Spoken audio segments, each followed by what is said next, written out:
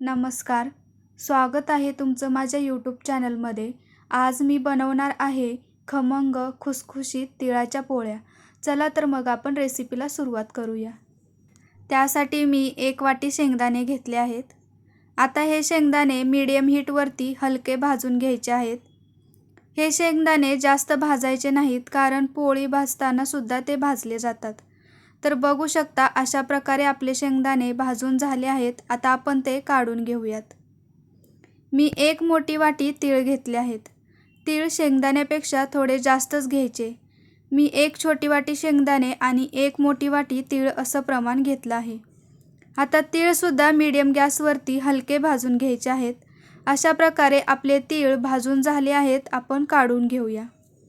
आता तीळ आणि शेंगदाणे भाजल्यानंतर थंड होण्यासाठी ठेवून द्यायचे आहेत. हे जर तुम्ही गरम वाटलं तर त्याचा चिकट गोळा होतो आणि आपल्या पोळ्या त्या सारणामुळे चिवट किंवा वातट होतात. त्यामुळे हे थोडं थंड करून मग वाटून घ्यायचं आहे. आता पोळ्या बनवण्यासाठी आपण पीठ मळून घेऊयात. आता मी 1 मोठी वाटी गव्हाचं पीठ घेतलं आहे. काही जण यामध्ये मैदा मिक्स करतात किंवा मग तांदळाचं पीठ.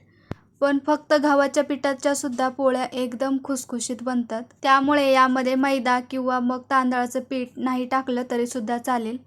आता बघा, या पिठामध्ये मी 3 ते 4 चमचे तूपसुद्धा घातलं आहे आणि चवीनुसार मीठ. तूप घातल्यामुळे आपल्या पोळ्या खायला तर खमंग लागतातच, पण एकदम खुसखुशीतसुद्धा होतात. तर अशा प्रकारे सर्व तूप पिठाला लावून घ्यायचं आहे आणि थोडं थोडं पाणी टाकून हे पीठ आपल्याला मळून घ्यायचं आहे. आपण चपातीला मळतो त्यापेक्षा थोडं घट्ट पीठ हे मळायचं आहे. बघू शकता अशा प्रकारे पीठ आपलं मळून झालं आहे. त्याला एकदम थोडंसं तेल लावून व्यवस्थित मळून 5 ते 10 मिनटं झाकण लावून ठेवायचं आहे. आता आपलं पीठ भिजत आहे तोपर्यंत आपण शेंगदाणे, तीळ आणि गूळ याचं सारण बनवून घेऊया. आता हे सर्व वाटत असताना सगळ्यात अगोदर आपल्याला तीळ आणि शेंगदाणे वाटून घ्यायचे आहेत. तीळ आणि शेंगदाणे एकदम बारीक करायचे नाहीत, थोडे जाडसरच ठेवायचं आणि ते वाटल्यानंतर मग त्यामध्ये आपल्याला गूळ टाकायचा आहे. गूळ टाकल्यानंतर परत एकदा हे मिक्सरला फिरवून घ्यायचं आहे. यासाठी मी 1 वाटी गूळ घेतला आहे. आपण ज्या वाटीने शेंगदाणे घेतले ती 1 वाटी मला गूळ यासाठी लागला आहे. तर बघू शकता अशा प्रकारे आपलं तीळ, गूळ आणि शेंगदाणे वाटून तयार आहेत. हे सारण एकदम बारीक करायचं नाही, थोडं जाडसरच ठेवायचं. त्यामुळे आपल्या पोळ्यासुद्धा छान होतात. बघू शकता अशा प्रकारे मी सर्व वाटून घेतलं आहे आणि आपलं सारण बनवून तयार आहे.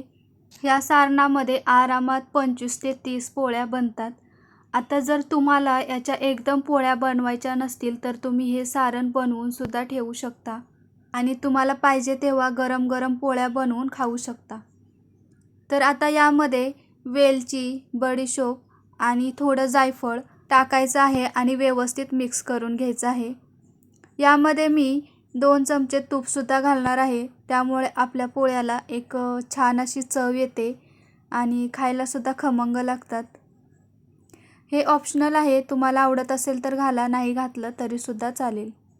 हे सर्व मिश्रण व्यवस्थित मिक्स करून घ्यायचं आहे आणि आता आपण पोळ्या बनवायला घेऊया. पोळ्या बनवत असताना आपण छान असे उंडे बनवून घ्यायचे. आपण पुरणपोळी बनवतो ना, सेम तसंच करायचं आहे. छान असा उंडा बनवून घ्यायचा आहे आणि त्यामध्ये आपण जे सारण बनवलं आहे ते भरायचं आहे. बघू शकता अशा प्रकारे तुम्ही सारण भरून घ्यायचं आहे आणि आपला गोळा बनवून घ्यायचा आहे. अशा प्रकारे सर्व गोळे बनवून घ्यायचे आहेत आणि आपल्याला पोळ्या लाटून घ्यायच्या आहेत.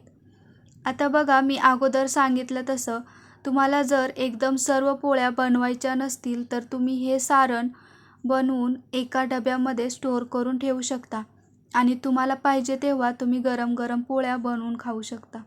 नाश्त्यासाठी सुद्धा तुम्ही ही पोळी खाऊ शकता. गरम गरम पोळी आणि त्यावरती तूप. तुम्ही नक्की ट्राय करा. एकदम टेस्टी आणि खमंग लागते खायला आणि हेल्दीसुद्धा आहे, पौष्टिक आहे. आणि तुम्ही जर कुठे प्रवासात जात असाल तरीसुद्धा ह्या पोळ्या तुम्ही बनवून कॅरी करू शकतात. ह्या खराब होत नाहीत. अशा प्रकारे आपली पोळी लाटून झाली आहे. तव्यावरती थोडं तेल टाकून मग ही पोळी टाकायची आहे. आता ही पोळी भाजत असताना स्लो ते मीडियम गॅसवरतीच आपल्याला ही पोळी भाजून घ्यायची आहे. बघू शकताय अशा प्रकारे दोन्ही साईडनी आपली पोळी छान खमंग अशी भाजून घ्यायची आहे. आणि मीडियम गॅसवरती भाजल्यामुळे ती एकसारखी भाजली जाते आणि एकदम व्यवस्थित भाजली जाते. तर बघू शकता अशा प्रकारे आपली पोळी दोन्ही साईडनी एकदम व्यवस्थित भाजली गेली आहे. आणि त्याला छान असं तूप लावून घ्यायचं आहे. तुम्ही तूप किंवा तेल लावलं तरीसुद्धा चालेल. अशा प्रकारे सर्व पोळ्या दोन्ही साईडनी एकदम व्यवस्थित भाजून घ्यायच्या आहेत. मीडियम गॅसवरती भाजल्यामुळे आपली पोळी एकसारखी भाजली जाते आणि खायलासुद्धा खमंग लागते. त्यामुळे तुम्हीसुद्धा नक्की ट्राय करा. आणि आपला व्हिडिओ आवडला असेल तर व्हिडिओला लाईक, शेअर आणि सबस्क्राईब करा.